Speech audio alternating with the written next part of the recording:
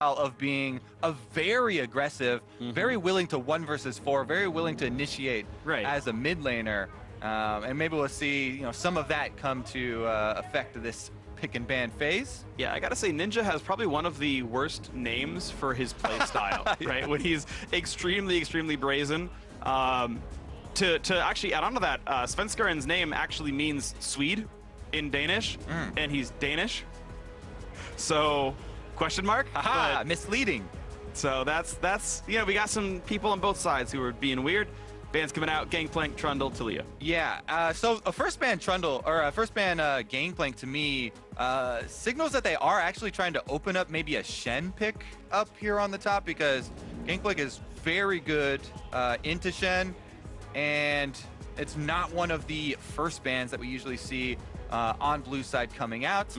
Trundle also being taken away signals some top lane focus here for TSM, and maybe they do want some extra global pressure with an early Shen pickup. Oh yeah, Sivir, you never want to give that away. She is ridiculous right now, so I actually do think TSM are heading that way. I really actually like how both teams will approach the ban phases. You talk about Ninja having such a wide champion pool, so many things he wants to play. So by banning out those sort of the common mid laners, he's like, let's go play different things, which Ninja's like super comfortable with, and Bjergsen generally a little bit more refined in what he's going to go for. So I think that can make some sense. Meanwhile, the Sivir ban. Not gonna let Malzahar get out of our hands again. That is an important one. So that's a forced first pick, which again you can see why that Sivir ban lines up is to ensure they get a safe mid lane pick. The other thing that was pinched a little bit here is the jungle pool, as Rek'Sai was banned away, and Rek'Sai in North America has been the premier jungle. Most other regions really still have a high priority on Nidalee. And Proxen is one of those really good Nidalee players as well. Can have the early pressure, can get out to a huge farm lead.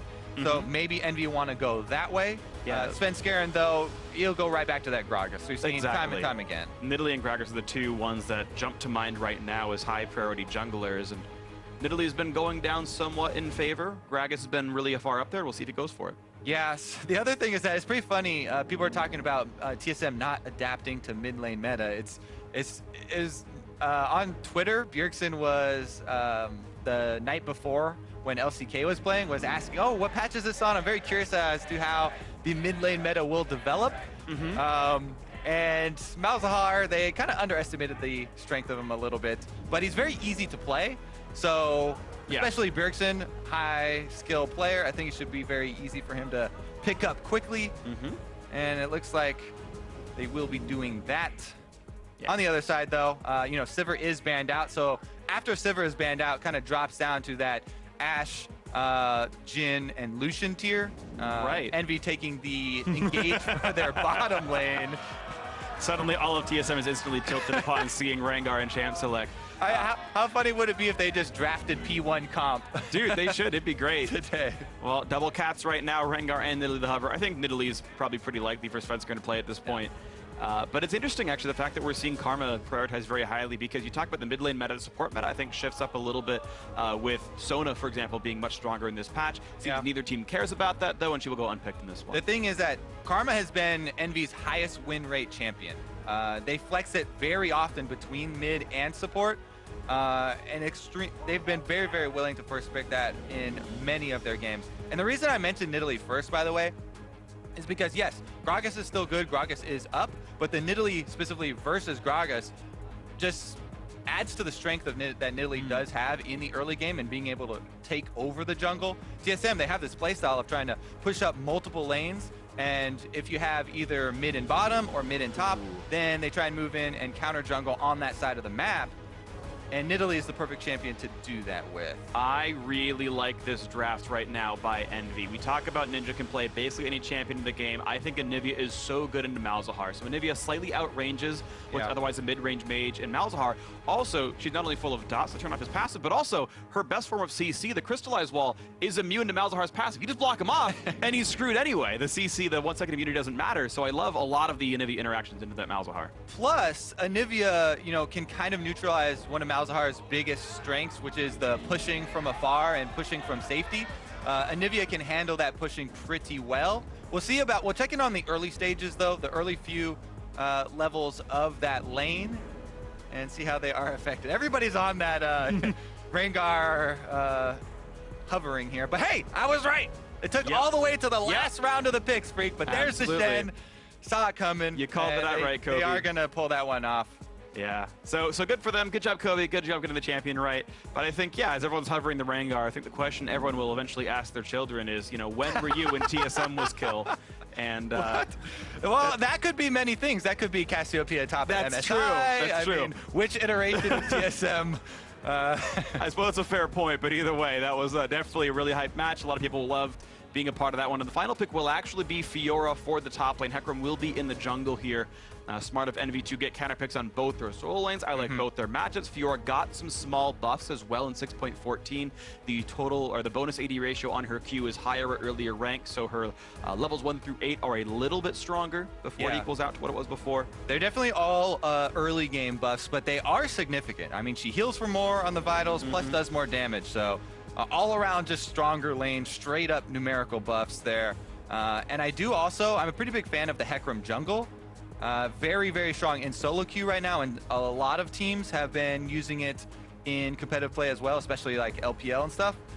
So we'll see what Proxen can do on this champion, because Nidalee also has clear speed advantage over Hecarim.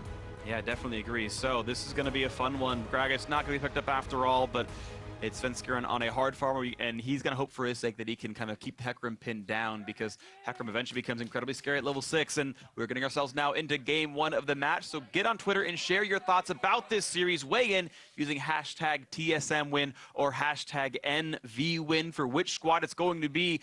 TSM, they suffered a rough loss just yesterday afternoon, and Envy hoping they can finally turn their season back around to how good they were when they started.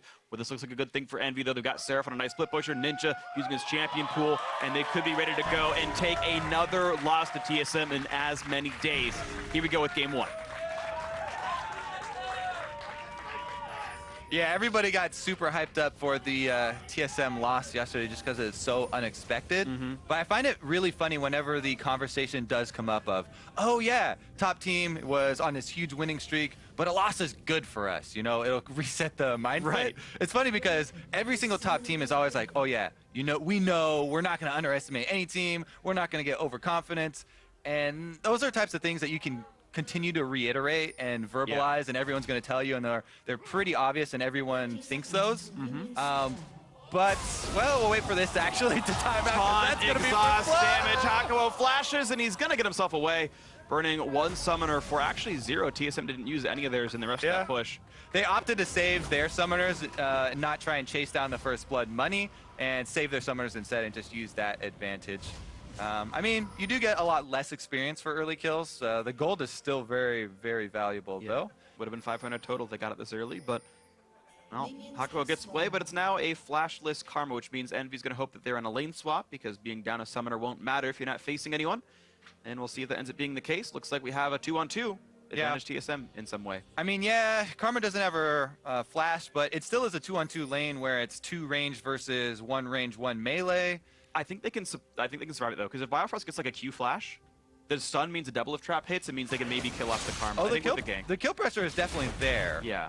Especially with the extra damage that Nidalee can bring, since, you know, as you say, Biofrost can provide the slow and eventual stun from the passive. But if they keep their warding up, Envy should be able to handle this lane just fine.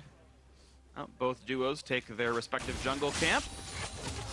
Perfect CS across the board. They all got the 3 melees, and the AD carries level 2. And my favorite part of standard lanes, Freak, tracking the junglers. Both of them should know that the other one started on the top side, even though that is abnormal for Hecarim, because Hecarim likes to get that blue buff really early for very quick clears. And Proxen will be going there next, as he cannot clear any other camps after the first 2 without getting some extra mana. But since they saw the top laners a little bit late to lane, they know that the other one leashed up there. And so now it's up to the mind games of, do you think they're hard clearing all the small camps as well, or going for some early pressure? Because bottom lane's pushed up so far. Yeah, this is exciting, but look at the mini-map, because bottom lane's pushed up so far that the advantage here, Biofrost moving in to try and contest. Svenskeren, yeah, he tried to be scary. Nothing quite happened there on that one. The blue buff went over securely to Proxen. Yeah, and that is that importance of blue buff for Hecarim.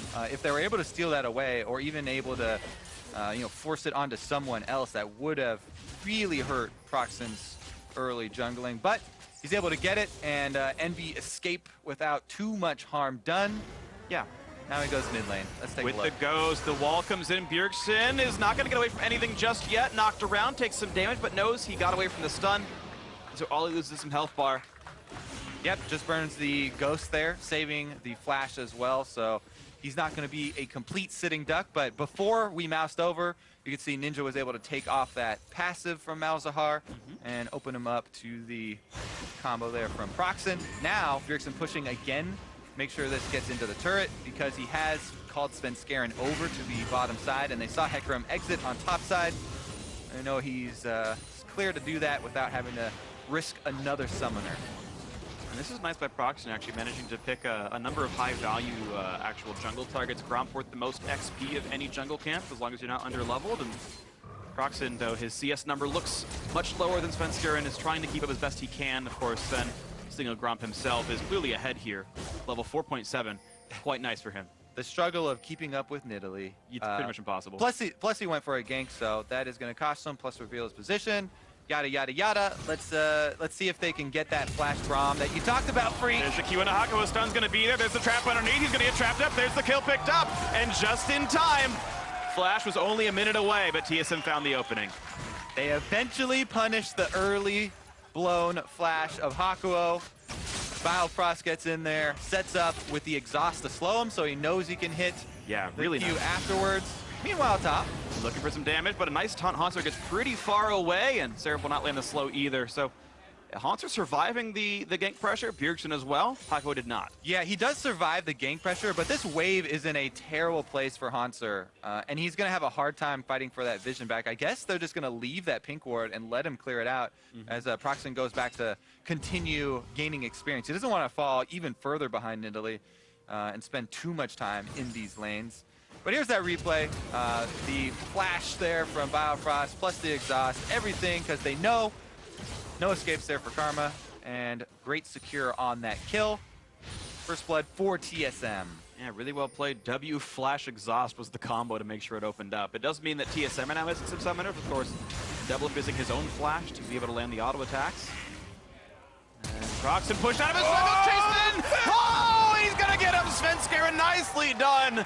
Continues to out-jungle Proxen and gets a solo kill. Officially untilted. Officially. Svenskeren killing the enemy jungler inside the red quadrant, and Haunter actually setting up Seraph pretty low and prepped for a dive here as well. Yeah, he burned his TP to get in. Seraph does not have his riposte up right now. Another good grasp hit, and this is dangerous. Of course, Haunter's hitting level 6 very soon, so he was able to teleport into lane and still have the chance to affect the others. This is going to make it difficult for Seraph. Does he TP back in and not lose lane, or does he walk back and lose a bunch of XP? Well, let's take another look at this. Svenskeren's just like, oh, and he gets the javelin. Looky, what I found. Yeah, we know how that one turned out. He didn't have any previous wards up there. He was just going with a normal Nidalee invade, because last time they saw Proxen in lane, low health. You know, Hecarim, whenever I jungle Hecarim, I always like to get the Hunter's Potion, just because he burns through a lot of mana in the jungle, even if you're not taking a lot of damage. But it also does help you heal up after you do go for those ganks. Definitely one of the jungle champions that buys the Hunter Potion more often than not. Proxen, though, going for the early damage. Wants that early sheen as quickly as possible to have higher impact on his ganks, which have thus far been unsuccessful, you know, aside for getting a ghost out of mid lane, which is really low cooldown summoner. I definitely agree. That summoner's already back right there, as Proxen was not able to return to the scene of the crime. And you gotta say, Svenskeren definitely outplaying Proxen so far in the jungle. 2 kills for him. We'll see, though, as Hecarim hits 6 with 1 more camp, maybe he can turn something around. But he walked the reward. It's gonna be rough, yeah, because Svenskeren went for the early Tracker's Knife, obviously, on Nidalee, since he's doing so many invades. It's so ridiculously easy from this point on for Svenskeren to keep up the pressure. Proxen is going away for the blue buff trade right now, because he knows that Svenskeren's got too much control of his own jungle, and it's actually quite smart to try this. Haunter is coming over, but Envy have 3 members collapsing. The nicely played. The top triangle there for Envy, ensuring that they can at least trade the jungle. However, check back in on the levels here, because yes, you're able to get blue buff, which people tunnel on a lot, the small camps matter so much too. And Svenskaren's not only taking away the buffs, but he takes away both small camps on that side of the map as well every time he visits. And look at the vision. If you toggle TSM's vision right now, they have wards all over both sides of the enemy jungle. It's so easy for them to track Proxen right now. There will be no surprises from the tech. Ooh, maybe a surprise in the mid lane, though. Ninja with the blue buff getting plenty of damage into Bjergsen, who Where'd he go? hides in the fog of war. Ninja can't find him. Of course, there's no vision for Envy in TSM's jungle, so they weren't able to do the same kind of situation. And of course, also via track in the Heck Room in that earlier Svenskaren gank, the TSM duo lane was able to continue to pressure the bot side. The bottom turret goes down in the heads-up lane. TSM back on form. That the money there of the kill going over to double lift, feeding the first BF sword that he buys. Oh, Ninja's going to be coming an egg, and this is going to be him getting dropped. Who gets the kill? It's double lift. Gets him with the net. Astro does not matter. Haunter just looks cool for a few seconds, literally, and walks away. All right, that was okay. Regardless, though, because the bottom lane pushed up after they got the extra advantage in lane, that is going to be Infernal Drake as the first Drake to go down for TSM. Very great. That is the best Drake for snowballing ahead. And since TSM are out to that early lead, they're pushing up the lanes, going for the jungle invades. Exactly the one that they want. The really nice stuff right here. TSM look like the TSM that was 14-0 yesterday. This is them in complete control, making a lot of great plays. Everyone firing on all cylinders. So far, so good. Haunter is getting dropped in this lane, though. You're seeing Seraph with a 20-minion lead. He's got a level right now as well. Those are all good points. Oh, double lift. Oh, double lift.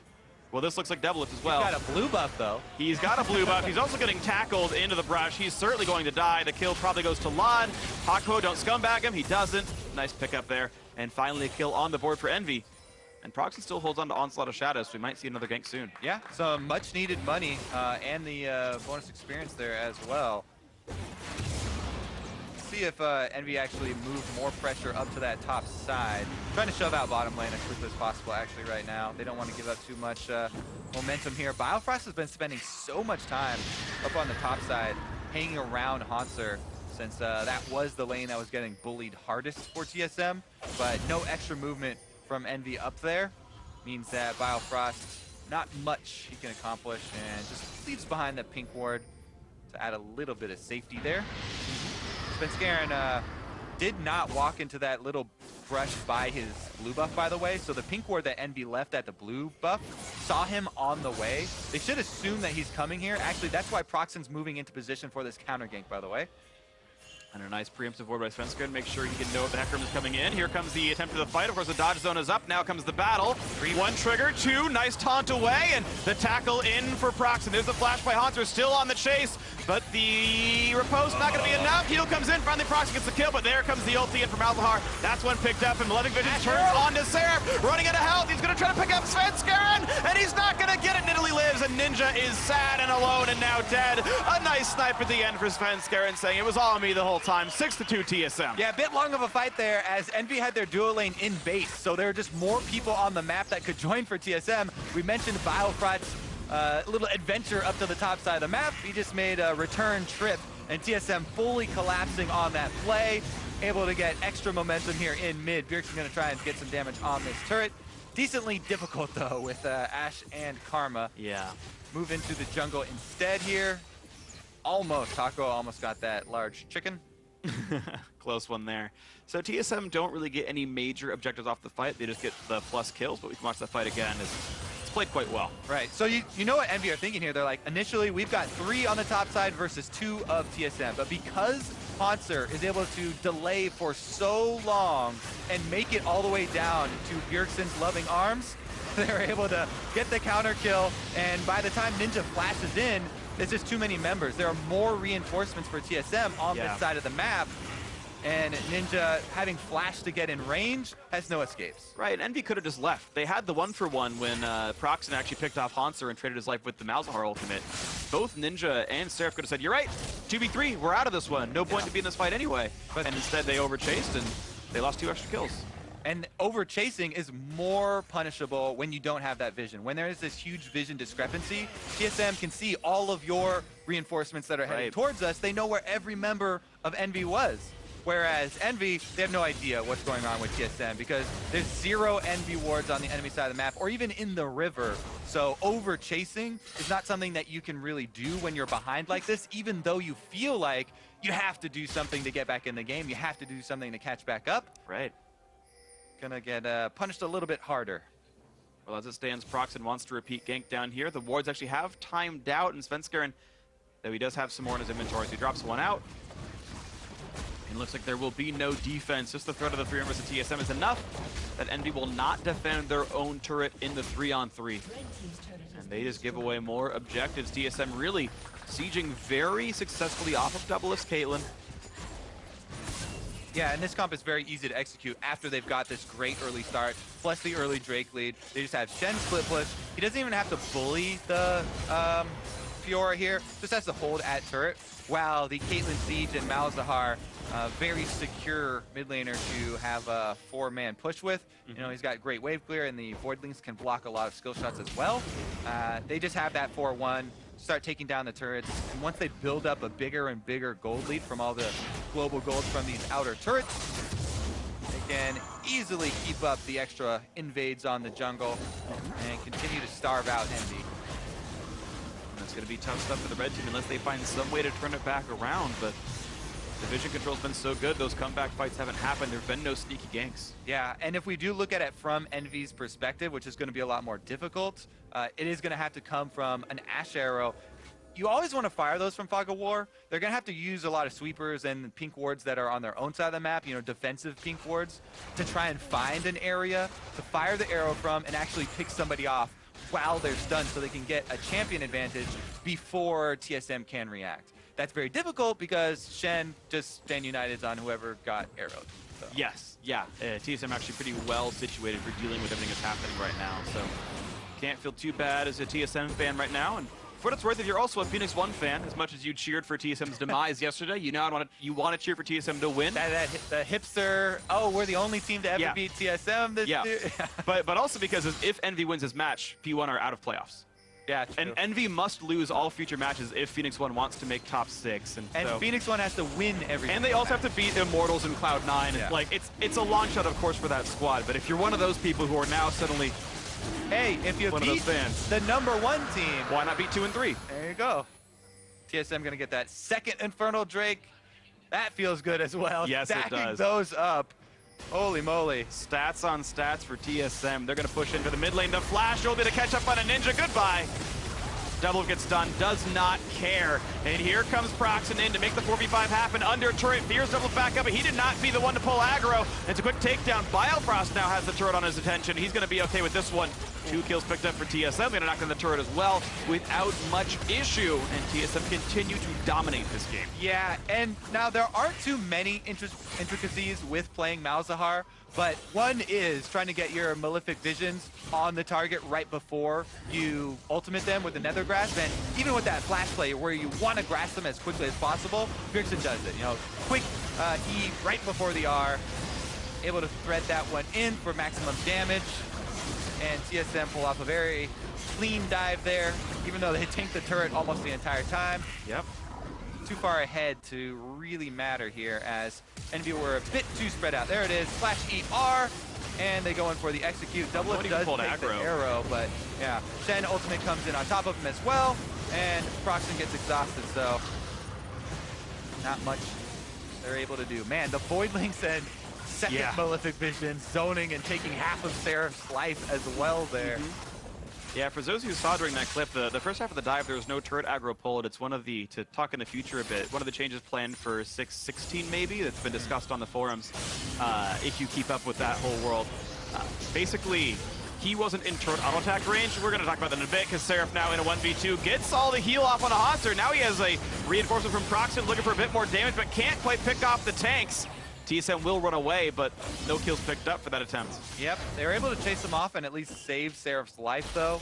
Plus, Hecarim is working towards the Trinity Force, almost gonna get there. Problem is that there's already completed items, 2 completed items on Svenskeren on the Nidalee far ahead of him. You have to say it's 2 extra because Hecarim here not going for jungle item first. Right, not even an enchant. Usually when you see that, though, you do start out with the early Hunter's Potion so that you have the extra sustain. Because there's a lot of sustain that you get for building your actual jungle item. Right. If you just have this one piece here, it's significantly less. We're well past that stage, though, of really mattering, because Double Lift on the Caitlyn's about to get his Infinity Edge, and TSM are well into the mid game as they want. 6,000 up, their 4th turret kill gonna drop right there, and Envy have only picked up 2 kills all game long. No objective, nothing special for them. TSM in absolute control right now. Okay, to finish the quick thought on the turret, so I don't want to leave the thought hanging. Just real quick, since there's nothing going on at this time. Yes, so proposed change about a month from now in 6.16. Basically, Ninja did not get a call for help on his turret because he was outside himself of the turret's aggro range, although TSM were under the turret. The proposed solution is TSM would have pulled aggro there, because Ninja's like, what the hell, why is this turret not helping? They're right under my turret. We'll see if it comes in. But that's it in action right there for those who are unaware of the change. For those who haven't heard about it, now you've heard about it.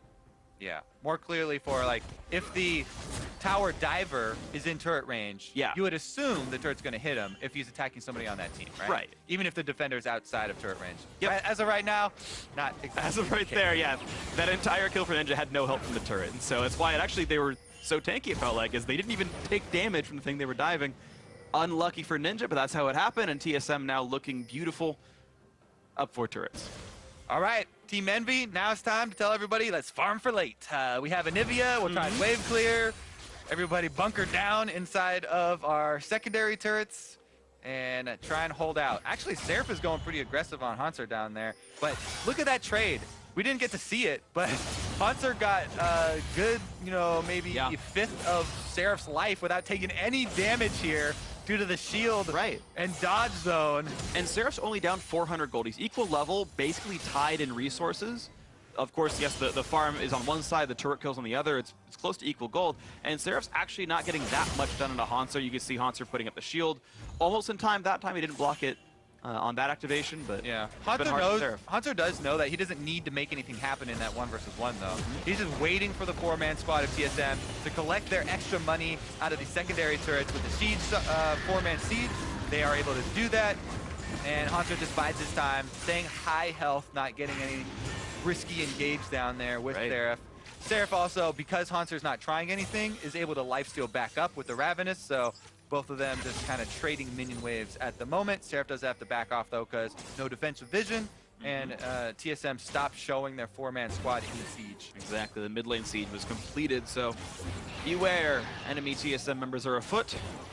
They might come for you. So now 7,500, the gold lead for TSM, double Infernal Drake. Next one's going to be Cloud. Extra speed to get around the map, and yeah, I guess the Envy plan is farm for late, as you said. They've just got to hope nothing happens for a while, and that seems very unlikely. TSM, one of the most aggressive, most punishing teams in North America. Especially since they can actually do Baron quite quickly with this TSM squad. Yeah. So you have to be worried about that. You want to hide behind your turrets and farm for late and just clear minion waves, but Baron would add so much, because TSM already have Caitlyn and Malzahar, plus Nidalee Poke coming through on the siege. If the minions are also buffed up by Baron, the siege is very, very threatening, to say the least. And we'll see if that's going to be the case right here, because TSM going to keep trying to control the ward vision. Right now, though, Envy have managed to sneak a ward in and around the Baron pit, so it will be the quick Cloud Drake pickup. TSM don't need to lose any time in grabbing that one. Quick Rift Scuttle pickup, why not? And now onto the Cloud Drake. Shouldn't be too hard. Yeah. I mean, out of combat move speed can also help you dodge the Ash Arrow, which is one of the few ways that Envy do have of getting back in the game with an Ash Arrow pick and trying to kill someone quickly. Yeah. Kobe, didn't you get to the memo? We shouldn't talk about Cloud Drake anymore. No, you shouldn't. Yeah, you're right. Kobe, go for it. You're the one who does it all the time. Good thing it's not me and Jat. You're allowed to talk about Cloud Drake. The officio's over in the audience groaning. Sad that we're giving it the respect it deserves. All right, Hanser, Seraph, separated by a wall. Apparently a very noise-canceling wall. They couldn't tell that was going on, really. But now Seraph losing a lot of health. Look at the damage Hanser actually has. And it's time now for the duel to work. He's trying to get the damage output. Can't get the last one, which means no heal comes through for Seraph. Yeah, I like this 1 versus 1 cam. Both of them are just like, Yeah, walk away. Okay, Yeah. I don't really care. Let's walk away, guys. Dispassionately, like, yeah, you don't have the damage. Just checking in, because Seraph there, he didn't want to chase because he was low health, and Haunter didn't want to let him get the last vital, so both agree in action. Plus, as we said, Haunter doesn't really have to do anything in that 1 versus 1. Right. He's just trying to hold that pressure, has to stand united. TSM have full control of this map. It's almost insane. Ever since like 6 minutes, they've had wards on both sides of the NV jungle, and they've kept those wards up for the entire game. Yeah, great play by Svensker and the rest of TSM as they keep moving forward. 4-0-4 on the Nidalee. Perfect score for him. Kept the ward control up. Bjergsen gets the passive poked off. And Envy hoping to defend top lane tier 2. Next strike up is going to be Mountain in about 5 minutes time. Seraph tries to get control back at the bottom lane, but he's really not building a minion lead any more than he was before. Haunter's been able to hold up to him quite nicely, and Shen's going to show up to a fight faster than Fiora will. That feel when you're TSM and you've scanned the enemy jungle so many times there are no more wards to clear. Yeah. You just keep wasting your scanners. Like, have they been back out here? No, okay. Just checking. The combined still no vision. Here we go though. They ghost. Running away. He's gonna flash. Nice wall. Kalen's gonna hit him a little bit, but he's gonna get himself out. Oh, you are too risky with that one. Caught by the nether grass, picked off. Bjergsen using the Q to give himself vision to land the R. That is mechanical knowledge of your champion. Beautifully done. Wasn't even the Malefic vision. Q to give vision for the R. That was awesome. Bjergsen is good at Malzahar. I'm pretty sure there was no ward. That was just that play. Kobe, you were mentioning number of wards killed. There are combined 4 wards spotted by the 3 sweepers of TSM. All right, well, there's one more ward killed inside the Baron pit as they demolish it. I don't know if there will be a miracle steal. Proxen could go try and suicide. He's the coach. Miracle couldn't steal it. Proxen's gonna hope to see 3,000 health on that one. Ooh, Lod barely gets away from the javelin. And okay, Proxen, it's on you. He is unstoppable during the ultimate, and there's no Mal's ulti. The silence comes in. He's not gonna get it in time. Nicely taken up by Svensker. Gets the takedown, gets the kill on Proxen as well. TSM now up 10,000. Yep, and now they do have that Baron to crack the siege and get through the inhibitor line. We will see how big this Baron power play is for TSM, because it's time for the ultimate defense here for Envy as they try and hold off. Let's check in. Doublelift, yeah, Doublelift does have the 3 items now too. He's got Rapid Fire Cannon, Infinity Edge, plus the Hurricane. So he's ready to roll. And there it is, like we talked about already. Easy corridor there to line up the wall. Good guess there from Bjergsen. And Ninja, not so stealthy. Not so stealthy, sadly. 0-4-0. He's got Seraph around. Oh, but a blue trinket spots him. Uh-oh. Time to run, Envy. Seraph takes the wrong route out. He's going to get caught up. There is a dead Fiora, and here comes the rest of the chase. TSM are in. Ninja going to get caught up. There's another snipe. There's the kill picked up. Haunter getting one for himself. Another takedown under the turret means 3 dead already. TSM have no cares in the world. 13-2. Envy, honestly, just shy of a perfect game. 2 champion kills, all that separated them from this one. And TSM gonna probably walk this one into the base. Inhibitor's going down. I mean, they said, hey, maybe that one loss will help TSM refocus. They look like they've refocused fairly quickly after last night. And game number 1, according to plan. This game looked about as clean as their first game over Phoenix 1. You always have the chance of a comeback. But Proxen goes down.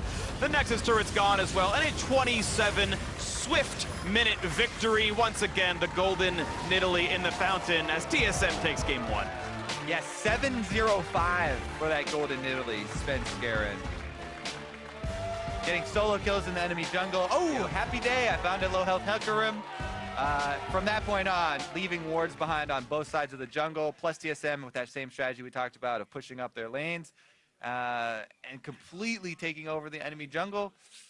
Pretty much ultimate control, actually, this game from very early on. Totally agree, and Svenskeren playing very well, being one of the big keys of that one. Anytime he did gank, it seemed to turn into success. Whenever he counter-jungled, it meant Proxen got farther behind, and that matchup specifically was completely controlled. Some of the matchups, as far as one-on-ones and two-on-twos were okay. Ninja was up small amounts of CS. Sarah was actually winning his lane most of this game. Doublelift and Biofrost, hey, they won their lane. Some of that was the early Flash Force and the early gank. But yeah, good gank by Svenskeren. Absolutely. Also that level 1 that you talked about, forcing the early flash. All these things adding up, and that's just too many little mistakes and little things in TSM's favor. they're able to put them together for a win. Yeah, putting together is the big part because getting the cash in on that Flash Force, great for TSM and their jungler included, but now for more on that clean win, let's send it back. No. And we do expect them to finish out this series. However, Envy Fighting is going to try and change that up here. Let's see, Talia off of the bans once again. So far, the same bans as the prior game. And yeah, to talk about them a little bit, Envy always have the chance to make the comeback happen. We know they have good players. We know they can make it work. It's just a matter of finding that formula once again because it's been lost for a little while for this squad. Taking their time for the second ban, and we'll see what Envy chooses to do here. If they're playing around a special first pick, if they're playing around denying. Shen going to go off the table after seeing that Gangplank ban. Not a huge surprise, honestly. Yep, definitely don't want to let Hanser have that because that was a champion. He was happy to play defensively, happy to give up some CS. Not going to go down in the 1 versus 1. Didn't die to the ganks either. Was able to give up CS instead of dying for those, and just able to come join the team fights and come join the other side of the map with the ultimate. So take a couple of those right off of the field. Malzahar, they don't want to let that get first picked. Yep. The Sivir also, to me, is such a high priority right now just because it gives you so much power in the late game, and it's not even that easy to punish her in the early game. I agree. So, I mean, the wave clear and the utility from the ultimate are pretty much always there. So, might find her face on the bans again, but another jungler focus here. Rek'Sai, once again, off the board as Envy banned that one. We expect to see her face in Champ Select somewhere. The question is, does TSM ban it here, or do they give it over for the potential first pick to Lod? And it is going to be the ban.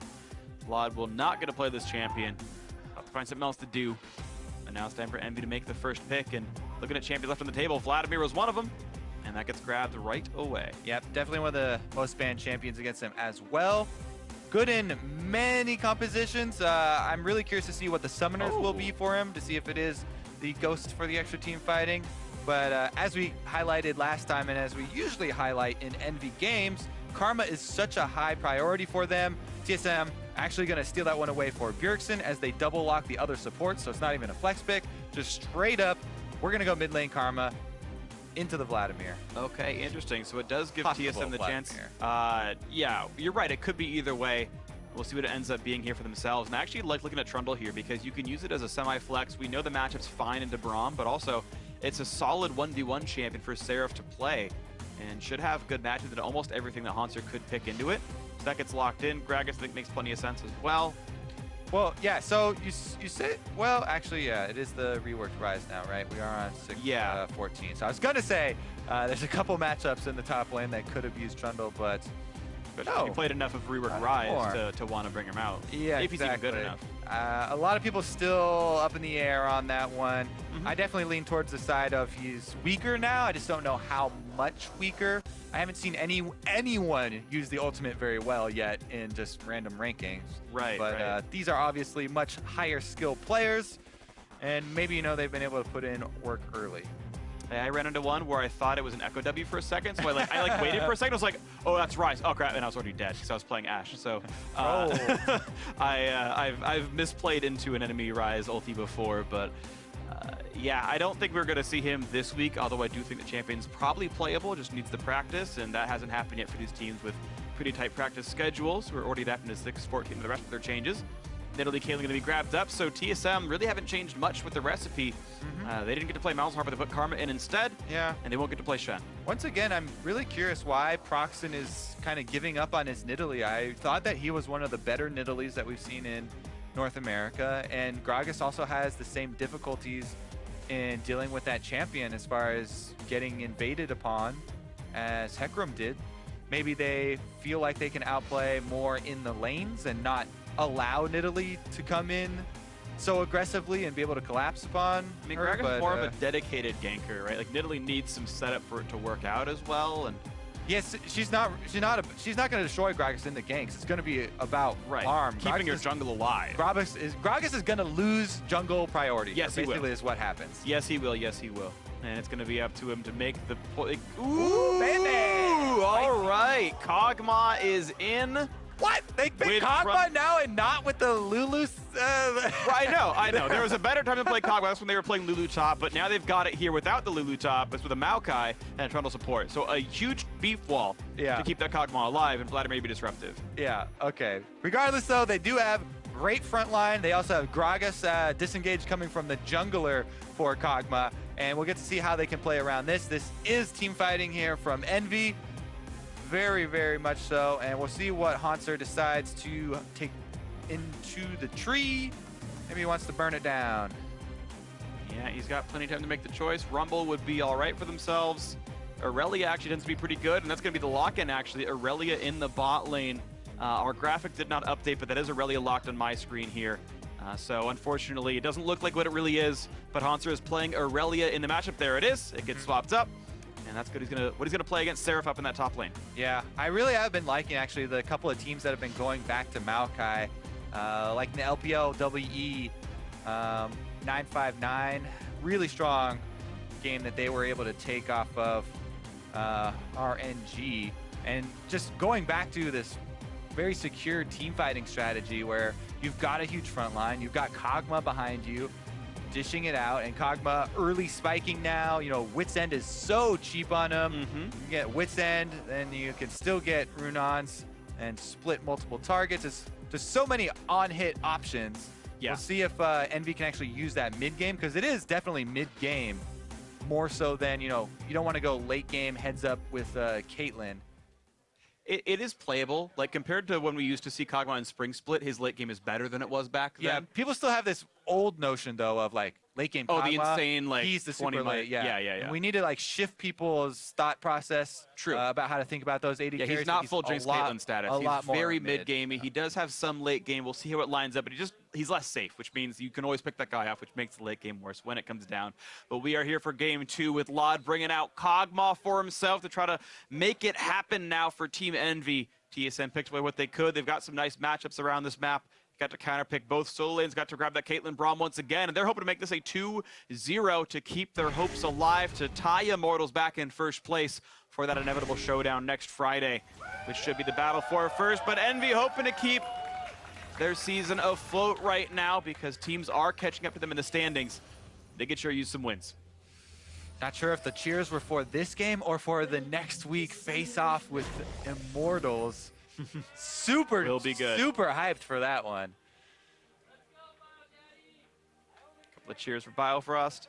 And they are doing a positioning for an invade, at least for TSM. 5 man. Check this. Yeah. It's going to be over a ward, so Envy will probably just make the opposite move on the other side of the map and go get their lane swap wards down to check it out as TSM do move in to get theirs. All right, Lod's going to be okay. He'll see the ward come down. I don't think it's going to get dived. Can he kill it? Nope, didn't do it in time. Could have theoretically killed that ward, though, with the W attack speed. Yeah, plus, didn't have to give up his position. They knew that he's on the other side of the ward now. He is going to recall anyway and try and fake them out a little bit, but... So TSM actually, now, they can't even assume if they don't see Lod that he is on the other side because they know that he was already past it. Yeah. We'll see what they end up doing. TSM going to keep their dual lane towards the bot side, actually. They're going to make a blind guess that they're going to head off their opponents. That's not going to be the case. Looks like they're going to go for... Oh, this is nice. TSM going to probably take an early red buff. Looks like they'll help Nidalee get it, though, so it's not going to be like a double camp start. Yeah, it's just a little bit awkward because they're starting on the opposite one than normal, but probably should not be a triple buff if Envy just move up in the standard quadrant up there and actually realize that they need to split the map in a regular lane swap split. But Envy have actually killed camps faster. Prox is done with 2 camps, whereas Svenskred's still in the middle of his second, so there's a small lead right now for the Gragas in this race. He's got just a stronger leash overall. Hanser was able to grab the 3 minions of XP in the top lane. Hakuho did not, Seraph did not. He was leashing the whole time. Yeah, I mean, so not only did the jungler and top laner kill 2 camps, but the duo lane also killed a camp. That's why they cleared out the entire blue quadrant so quickly. Oh, that's what it was. So yeah, so Envy a little bit ahead just as far as jungle monsters, but you can see that Svenskeren did move up into the greedy side here. He went red quadrant to red quadrant to take away one extra camp from Proxen. And now he's actually trying to fight him on the weak side. Ooh, pushing around Svenskeren, gets hunted once again, and Nidalee going to get away pretty cleanly, but pushed out of that side of the jungle he wanted to take camps from. Yeah, Nidalee should just be just fine, though. Got to point something that happened off camera. Seraph lost his flash. He actually dropped turret aggro as part of the lane swap game.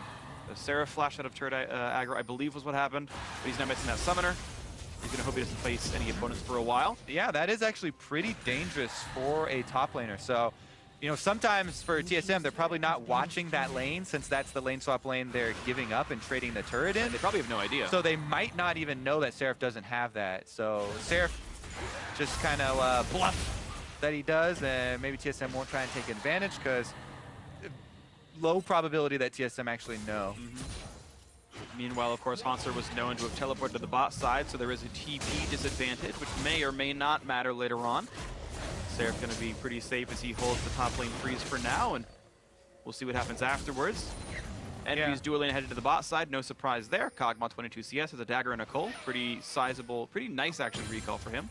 I think the biggest difference is that Envy plays these lane swaps a lot differently than most North American LCS teams. As you can see, you mentioned when the teleport was used by Hanser, most North American LCS teams try and get their top laners as much experience and gold as possible, just scraping together a couple of extra, minions dying in range, and then using the teleport early as Hanser did, so that if they do meet up, any sort of small advantage there is earned. And Hanser does have a small advantage over Seraph because Seraph held on to the teleport and just did the walkover strategy that Envy have been using.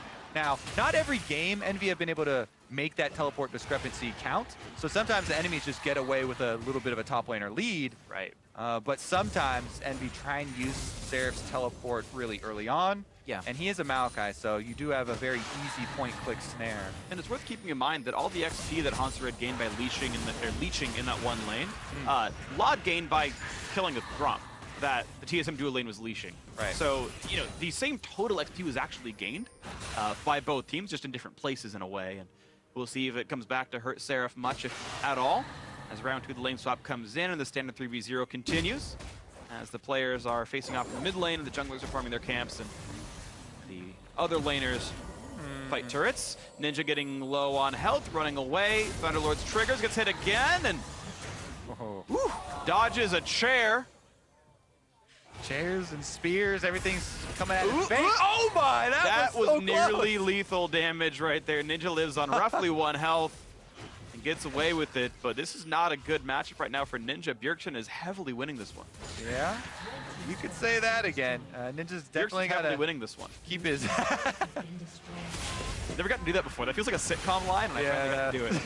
A little cheesy, but I wasn't expecting it, so you got to chuckle out of it. I'm glad, thank you. Regardless, though, you can actually see the pings on the pink ward that TSM left. Usually teams will leave trinket wards deep in the lane, the extended lane right there, but pink ward actually dropped off in that long lane for TSM, so they do have extra deep vision that's going to stay there a long time. Rarely do teams walk up through that ward, and so Svenskaren's already using extra vision here to invade on this side, just trying to poke around. There are way more members as Envy have swapped this to their strong side, duo lane going up here. But Svenskaren's still trying to poke around, see if he could fish for any steal on the Wolf camp. Able to get a little bit away, but Proxen very happy that he's keeping up here on the Gragas.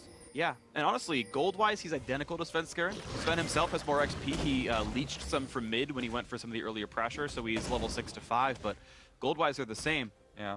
I think the main thing is that TSM, though, Svenskeren, he can go down to this red quadrant. Because remember, this is the lane swap where strong side for Envy, or for TSM, is on the bottom. Right now, he's getting ganked on top, though, for Seraph. And it's through huge minion wave. Seraph was not able to fight back. Yep, too many minions. But anyways, I'll return to the jungle point because TSM, while it looks like Svenskeren was clearing his own side of the jungle, he's actually clearing the lane swap side that's strong for Envy. And now he's moving into the red quadrant. So there are 3 camps extra for him to pick up. And he can pull ahead of Proxen, but he's actually standing on a ward right now, wasting some time. Oh, I think he did pass through it because he walked this pathway to get down there. The time. So they know he's there. They just couldn't continue to see his position. This would be a hard dive to make work, honestly. Level 5, Kog'Maw gets away from the javelin. That could be enough, but now Bjergsen's here. The dive out of the turret, and Lod will get picked off. A well-executed dive. Now, how much more can they get? Seraph is in. Can he find a route? No, it's actually the minions that have aggro. Body slam flash gets blocked, and Proxim can't get in. That's 3-0 for TSM. Maybe it's going to be 4. Seraph running for his life. Moon gets cut down for Timber. 4-0 TSM. That mid lane karma shield from Bjergsen. Double left also with the flash heal to barely get out of range and stay alive. Heartbreaker for Proxim, heartbreaker for Envy, and we actually have the observers chiming in that in the path, since Skaren was able to sneak just barely into that brush as well, so the ward didn't see him path to that position or stand there, and TSM just barely able to get everyone in position and have the surprise, the initiative on that dive, able to pull it off. A second there either way, and it does turn out a little bit differently with Envy getting something back, but with TSM sneaking in through the fog of war, a clean dive, no kills given over back to Envy as they move in with all 5 members. Teleport comes through, roam from mid lane as well. Double F is tanking and does get hit by the Kog'Maw passive, but flashes to the other side. Body slam can't get the distance. I'm not even sure he landed it.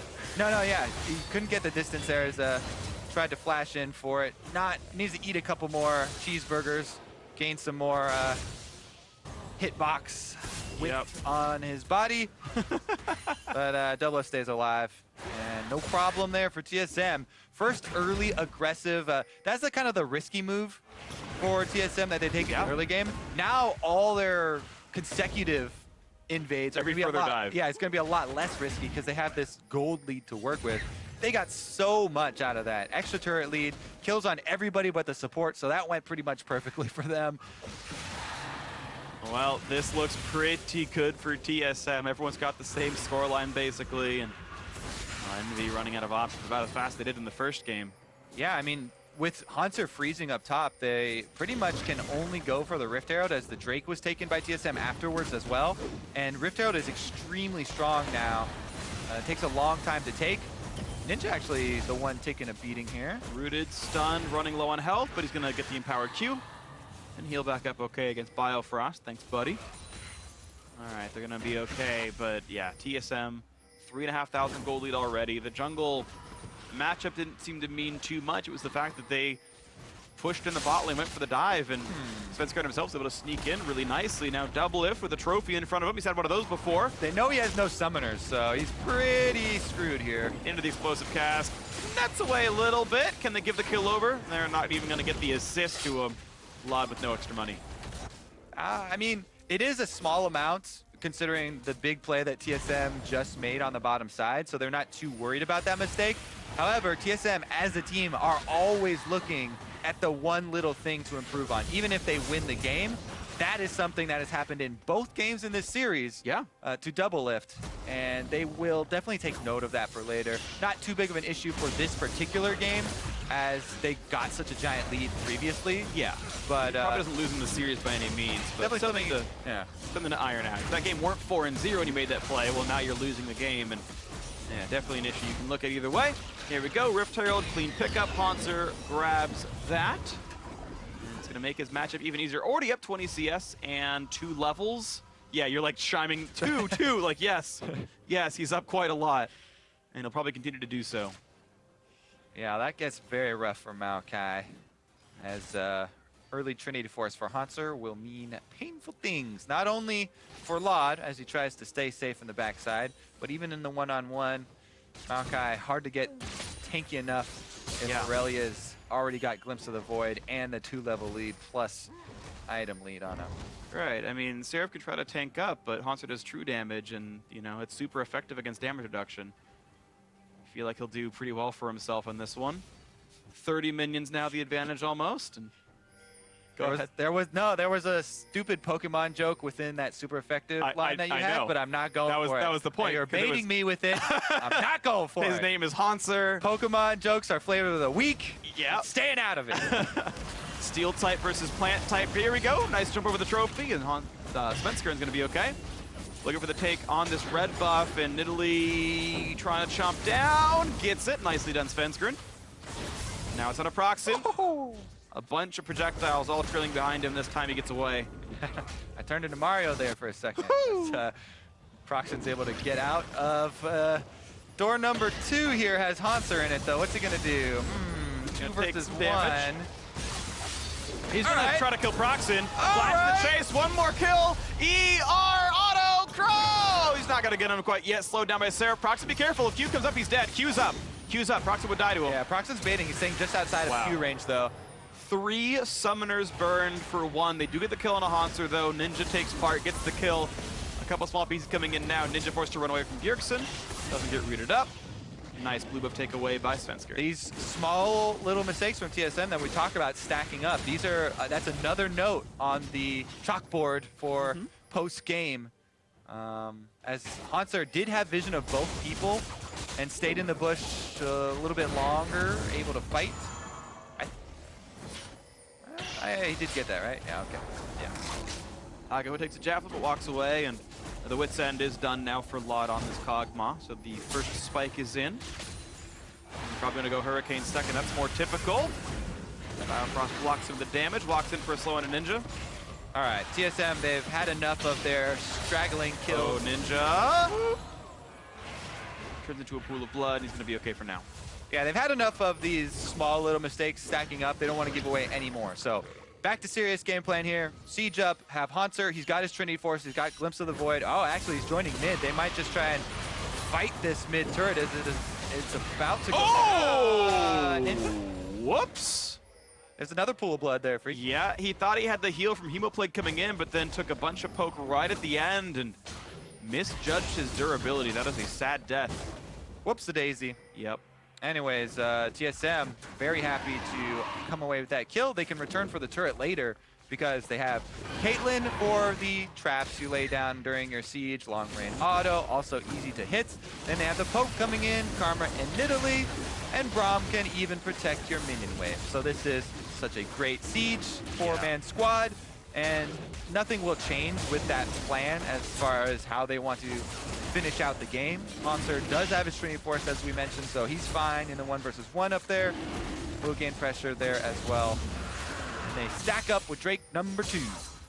Beautiful stuff right now. TSM in control. Not quite as clean as their first game of the series, but still sizably ahead right now as they've gotten Cloud and Mountain Drake. They've got the rotation ones, basically. Get to the turret, kill it fast. Get the next one. Get to the Baron. Kill that fast. Kill that fast, exactly. Ocean Drake. Make sure they have full resource while killing the Baron fast. All good things. And it's an uphill battle right now for Envy, who honestly just have not had many good points to talk about. Their 2 kills, like their 2 turrets this game were because of lane swaps. Their 2 champion kills this game were capitalizing well on TSM overextensions, but it's not been a lead they've manufactured. It's been Envy receiving, oh, hey, he's out of position. I guess that's free then. Yeah, and it's not like they didn't try. Like, they had a defensive ward on their bottom lane before the TSM dive. And that TSM bottom lane play is where they got this big early game advantage that they've been milking ever since. And it was just a little bit out of line. Didn't quite see the TSM rotation as TSM in the proactive team able to create the advantage themselves. Oh, explosive cast does nothing to Bjergsen, just stuck inside the wall anyway. They can't get the pick off. It doesn't land in a powered Q or anything anyway, and mid lane turret does go down. Good siege by TSM. Sad for them, though, the Proxen's cast did not deliver them Bjergsen.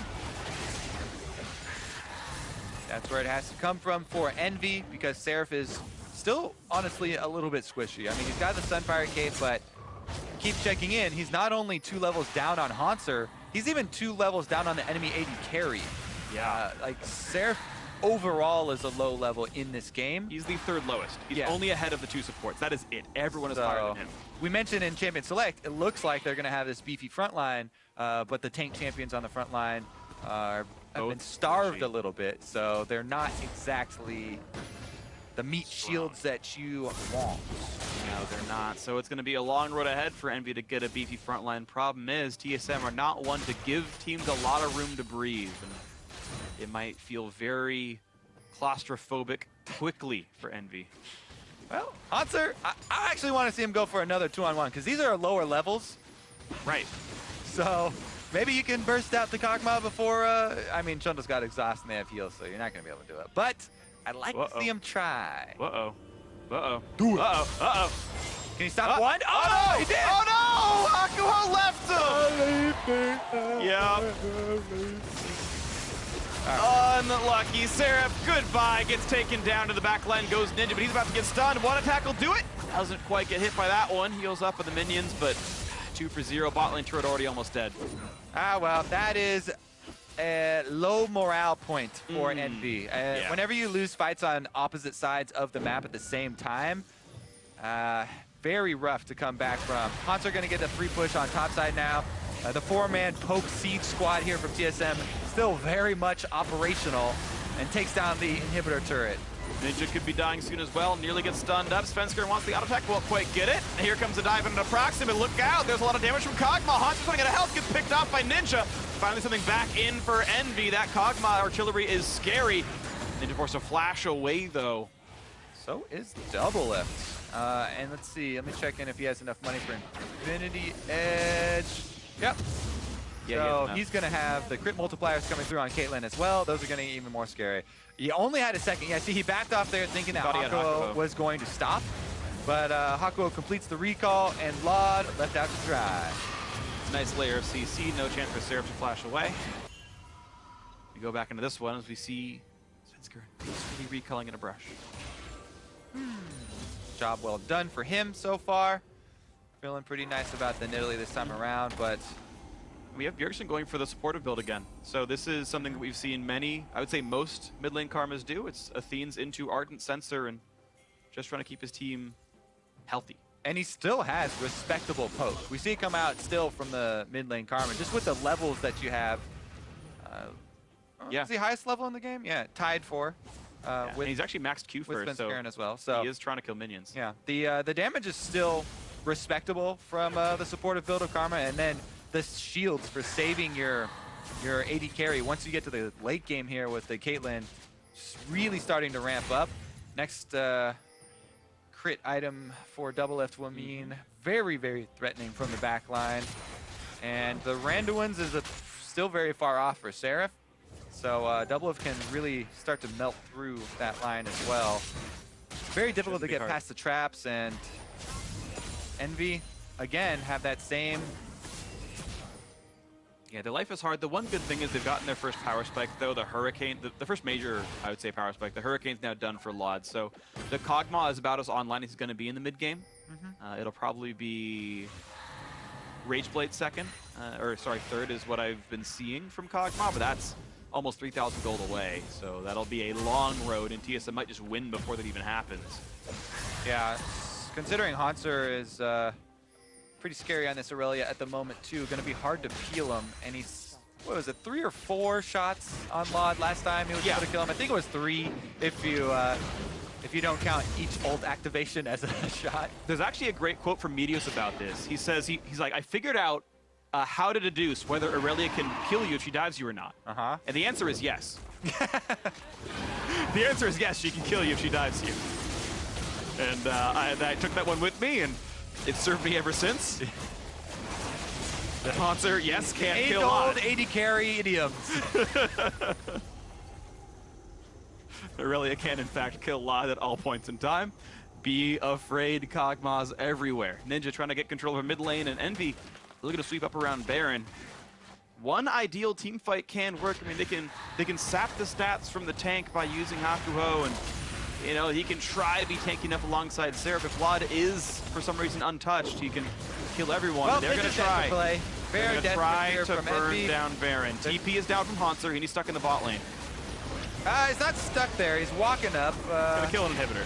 I mean, Baron's going to do so much work right now. Seraph's so low already. Run for your lives, Envy, run! Oh no, they're already running out of health. They're getting sniped out. The 4v5 wasn't even close. It's Envy just running out of HP. Svensker invading around on the side. Here comes Bjergsen on the other one. The bottom inhibitor, by the way, already going to die. There's really no chance for Envy on this one, losing more of their base. The Baron bait did not pay off. They were able to walk away with their lives, but they weren't able to walk away with much more than that. Their dignity already in shambles. Inhibitor stuck to the ground. Oh, do it. Oh, he missed the pounce. It wasn't in range. I mean, yeah, you're not in range for the extendo pounce. Yeah. Instead of a pounce, it's a pound. 16 ounces. That's okay. Mid lane under fire. And here comes the next minion wave. TSM might knock it down on this one. Yeah, notice something small that Bjergsen is doing is speed boost shielding the first minion so it gets in there quicker and they can start hitting the turret. Here goes the engage from Envy. And Seraph flashes out from his own root target. Ninja dives in to try to be disruptive, and it's up to Laud to deal all the damage. They delivered in Hanser, and now Double's caught out. The body slam lands, and Laud is doing the damage. Envy gets a 2 for 0. And Baron is up as well. Can Envy make this comeback work? They need another Form CC for Bjergsen. They won't quite get it. Oh. Okay, Svenskeren might have to go back to base here. I mean, Envy are so desperate right now because they have nothing going for them besides this huge play right now. They have to go for this Baron. They've got enough tanks. They can kill it. The question is, can they be stopped by TSM? Or can Sven steal it? That would be such a heartbreaker for Envy. Making an epic comeback right now. Uh-oh! Lot could die. Lot is dead. That's already one picked up. Javelin lands, and TSM are in the business of delaying and messing with Envy. They've actually got to peel off the Baron. A heartbreaker. The kill, and now the teleport flank is in for Hanser. Picks off the support. Ninja's going to be in his sights as well. That's Bjergsen getting another one. Seraph will drop on top of that one. 3 more picked up. It's only Proxen alive, and, well, he's got nowhere to go. Live and tell the tale of your team. There's the snipes. He's dead. He's gone. That's an ace. TSM. No one's going to stop them. Baron will go to the red team, and this looks like an ever increasingly likely 2-0. Yeah, so the thing is with that, whenever you make a comeback like that, you feel like you're so desperate because there's very few windows to get back into the game. Right. And you just want to jump at the first one that comes. While it is probably smarter to not take the risk and, you know, just play it safe and say, okay, now we're going to have to make another big play to come back into this game, most people are going to fall in that trap where, all right, we need to make the Baron now to actually complete this comeback. So they try for it. It's just TSM are so far ahead at this point. They are still even able to collapse. Svenskeren went and got some extra health off of jungle camps and then just returned. So he didn't have to go all the way back to base. And then they delay long enough for Hanser's revive timer to come back up and just teleport in. Yep. But I still respect it from Envy. Right. Because that's the gut call where you got to rally around something. I mean, that's the problem, right? Is there's so few windows. Envy looked for it. Sadly, it was Windows 8. And so, you know, wasn't the one for them. TSM took him out. Woo! Thank you, crowd, for enjoying that one. Here we go, though. TSM looking to make it that 2-0, though. Top lane 2-2 is gone. Bottom hit will respawn soon-ish, and right now it's just flooding farm into Laud's Kog'Maw, but he's still not at Rage Blade just yet. Envy's going to hope for an even more fortunate fight than the last one. Top inhibitor turret still getting whittled down. Double Up takes it out. No threat on him. Damage on a Ninja. The red buff in means that Vladimir is heavily low on health now. Inhibitor itself under fire. Oh, by the way, Hans is still pushing the mid lane, so it's going to be triple inhib for TSM. Still wearing the Baron buff for over a minute and a half. And this could be the road to victory now. TSM hoping to pretend that the Phoenix 1 match never even happened, make it another 2-0 to add to the list of teams they've completely bodied so far this split.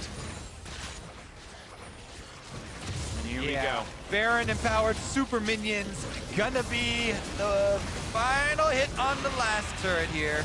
And here comes the flank, here comes the dive. Ram ulti up and a Ninja. Here's the damage output from Laud, killing what he can, and he picks up blood already. He's picked up a second. They're maybe turning it back around. Hanser's got nowhere to go. Laud's kiting it out, but be careful. Even with only 3, TSM are strong enough to win a fight. Envy still have to be careful. The poke comes in. Hanser, 1,000 HP left. Damage back and forth. Ninja healing back up. Minions flooding forward. Looks like Ninja will stay alive. Javelin won't do much, and yet again, Envy able to withstand it. They have no pressure on the map. Triple inhib means a lot of map pressure, but it means a lot of farm and a lot of XP going back towards Envy. Man, now you're kicking yourself a little bit more for taking that risk on the Baron after the first one team fight, because they actually come up with another one here. Yeah. Imagine if you didn't give him 5 kills in Baron, maybe this fight would be your equal. Or closer. Regardless, though, you know, one step back in the road here for Envy. Now it's all time to just clear out minions as quickly as possible. And it's going to be Rage Blade for a lot. Yeah, they can get a lot of gold from all the minions, but TSM should just head right back to the base while there are 3 lines of super minions all bumping each other up and try and finish the game off. Here we go though, Envy. They keep Lot alive. He's got 1 stack of Braum passive left on him, 200 health to his name, but he's still firing away, and he was able to fend off TSM for a little while. Here they come though for round number 2. Rage Blade getting picked up right now, so this is the last item Lot probably gets to buy this game, unless they can somehow win it. TSM hoping to make the push in back towards the bot lane inhibitor. Only 1 Nexus turret alive, poking back and forth, proxing down at 2,000 health. More damage on the Seraph, a Cherry Ninja. Wave cleared away, and this inhibitor at half health. More poke going back and forth.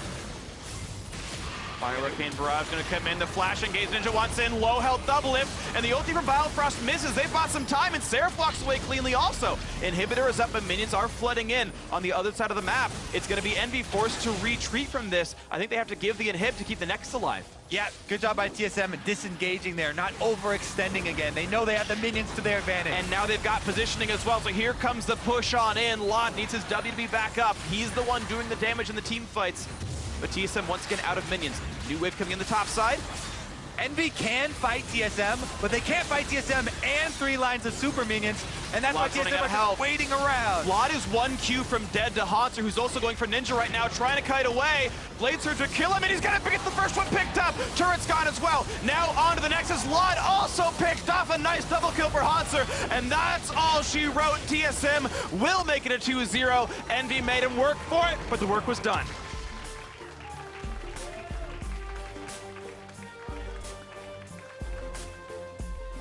TSM strike back. Quick recovery from the loss of Phoenix 1. Did not shake them. Yeah, sad for Envy though. Back-to-back 0-2s on this week. They got swept by C9. They got swept by TSM as well. Certainly, it's one of the hardest weeks you could have in the North American LCS. And in fact, game against C9, that was even close for them, but sadly it couldn't happen. They had almost to come back against TSM. That couldn't happen either, and it means that Envy moves down another loss, their record to 7-9 with only 2 matches to go. Apex is on their heels with 6. Phoenix went on Energy with a match to go also at 4. There's still a chance that they do get caught, and Envy at some point need to find themselves a win, and they don't have the easiest schedule. They don't have the easiest schedule, and they're teetering on the edge of the playoff cutoff too. Apex are fighting as hard as they can to make it in, and Envy are trying to hold the line. They definitely want to make it there. Both those teams, new teams in the LCS, so it's definitely a very big prize for them to be able to get into playoffs, their first time as a North American LCS team. And they definitely have a lot of work ahead of them to get in there. I will correct myself on as far as Envy's easy schedule, though. It's Echo Fox and Phoenix 1. Now, Phoenix 1 maybe not an easy opponent, to be fair, with how they've been playing very recently. But basically, look, if they can win one of those 2 matches, of course, that means they at least kick down the chance of Energy and P1 catching. If they win both their matches, they're still in control, right? They can still stay ahead of Apex, win those 2 against P1 and Echo Fox and keep that spot for themselves, but it's still a very tight rope right now that Envy is walking on. You know they're still looking to get themselves back into form. Okay, yes, they're almost guaranteed to keep themselves in the LCS, but looking good in the LCS, right? Maybe making plays looking good there, or looking good in spring 2017 seems to be what needs to actually happen right now, because Envy's still looking a little bit shattered. Yeah, I mean, every time that we get close to the end of the split, it gets so intense as everyone's jockeying for position here. Let's go to the interview, though, with Dom, because he is standing by on stage with the Burger King. Thanks, guys. I'm joined by Bjergsen. Congratulations on the 2-0. Very commanding series. How does it feel to be back on top? It feels really good. I think me and the whole team just felt like we had something to show today, and I think we did. Yeah, I mean, you definitely did. Very fast series. Now, of course, everybody, the whole world took notice as you dropped your first match. How on earth were you able to recover so quickly? I think Walden has done a really good job preparing us for our first loss because, eventually every team will lose at least 1 match. So I think we were all kind of expecting that we were going to lose at some point. Not really to P1, at least for me personally, but I think they played really well, and they did some things that we weren't used to playing against. And I wouldn't say cheese, but they did some kind of alternative strategies and jungle routes that ended up working really well for them. Yeah, it certainly was a very impressive series to watch. How did you take that as a player? I mean, you've been with TSM for quite a long time.